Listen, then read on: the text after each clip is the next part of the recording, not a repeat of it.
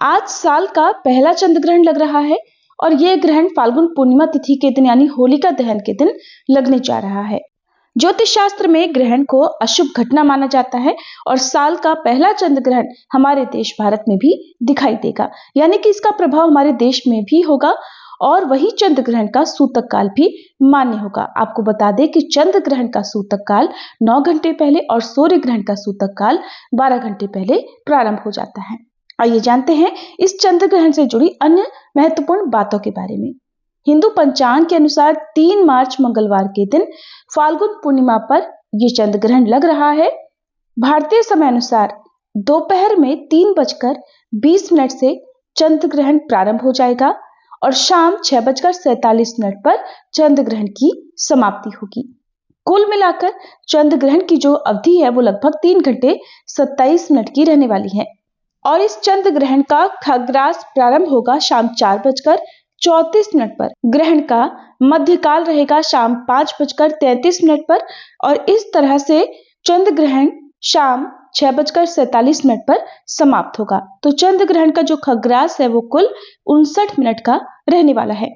हमारे देश भारत में ये चंद्र ग्रहण ग्रस्तोदय रूप में दिखाई देगा, यानी कि उस समय ग्रहण समाप्त होने वाला होगा जिस समय चंद्रमा उदय हो रहे होंगे, यानी कि जब हमारे देश में चंद्रमा उदय होंगे तब तक चंद्रमा को ग्रहण लग चुका होगा और लगभग समाप्त होने वाला होगा, इसलिए यह ग्रस्तोदय रूप में दिखाई देने वाला है।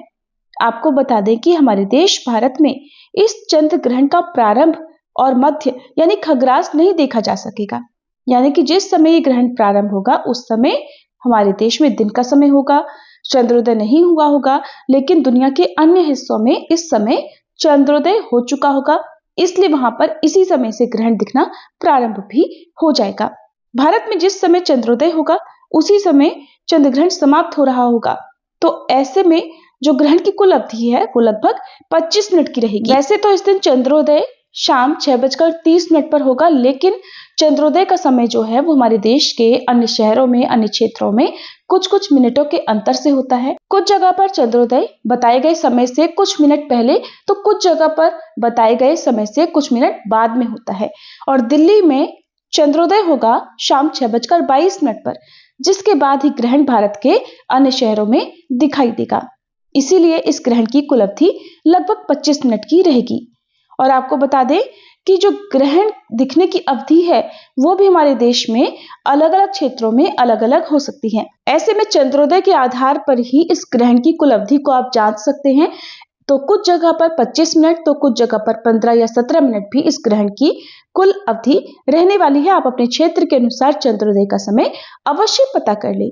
चंद्र ग्रहण का सूतक जो 9 घंटे पहले लग जाता है वो ऐसे में भारतीय समय अनुसार 3 मार्च मंगलवार को सुबह 6:20 से शुरू हो जाएगा, जो कि शाम 6:47 पर चंद्र ग्रहण की समाप्ति के साथ ही समाप्त भी होगा। और सूतक काल के दौरान कोई भी पूजा पाठ या शुभ कार्य नहीं किए जाते हैं, यहाँ तक कि भगवान की प्रतिमाओं को स्पर्श भी नहीं किया जाता है।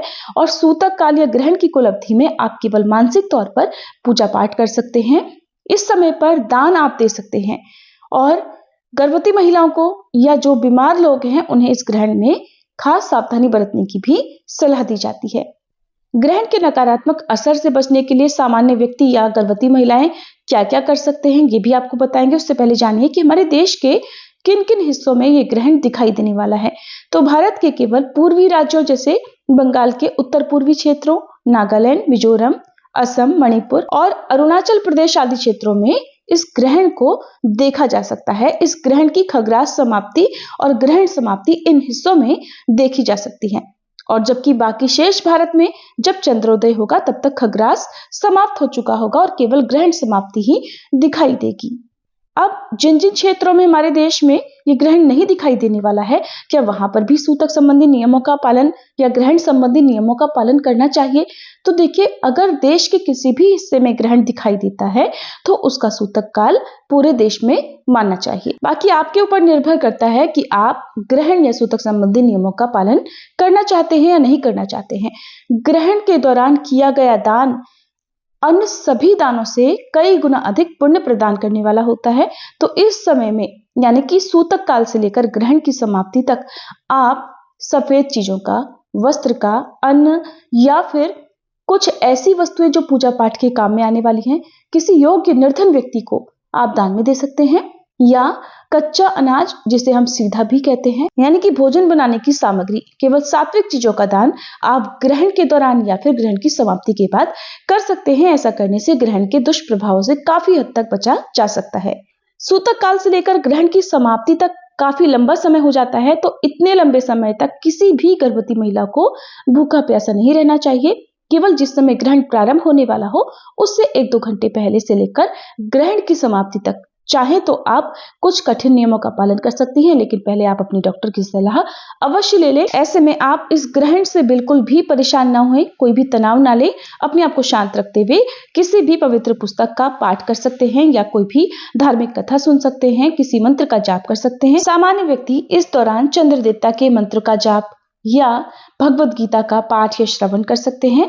गर्भवती महिलाएं भी गर्भ चालीसा का पाठ कर सकती हैं या ओम श्री कृष्णाय नमः मंत्र का जाप कर सकती हैं। ग्रहण समाप्ति के बाद सभी को गंगाजल मिले पानी से स्नान करके घर और मंदिर में गंगाजल छिड़ककर शुद्धि करनी चाहिए। मंदिर की प्रतिमाओं को स्नान कराकर उनके वस्त्र बदलकर साफ सुथरे वस्त्र धारण करवाकर फिर पूजा करके और चंद्र देवता को अर्घ देकर, जिसमें कच्चा दूध और जल मिला हुआ हो, ओम सह चंद्रमसे नमः इस मंत्र का उच्चारण करते हुए अर्घ देकर फिर आपको सात्विक चीजों का ही सेवन करना चाहिए।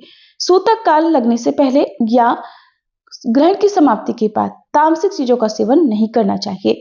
ये थी आज की वीडियो। उम्मीद है आपको पसंद आई होगी।